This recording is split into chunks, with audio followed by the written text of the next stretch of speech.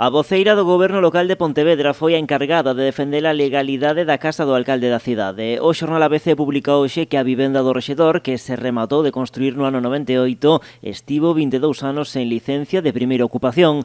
Anabel Gulías explica que non hai ningunha irregularidade porque daquela asegura non era un trámite obrigatorio. Nese momento, a casa do alcalde tiña todos os trámites que naquel momento se pedían.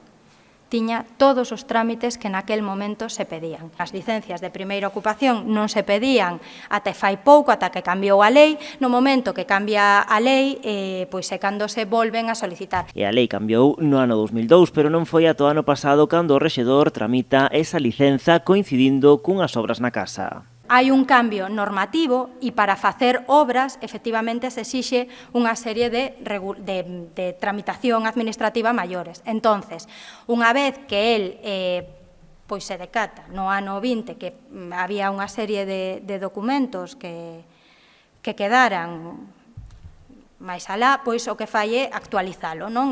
Pero, insisto, o alcalde ou calquera persoa. Anabel Gulías quitalle ferro ao asunto indicando que moitos veciños e moitas vivendas están nesa mesma situación. A voceira do goberno local parecelle desesperado retrotraerse ata finais dos anos 90 para ter que buscar argumentos contra o alcalde. Sospeita que detrás de todo isto está o Partido Popular. É como o conto de Pedro e el lobo ou Rafa e o lobo. Sistemáticamente a oposición ven ensuciando, non, dicindo que se cometeu, que este goberno local comete unha serie de ilegalidades que, por suposto, non pasaron por ningún xulgado.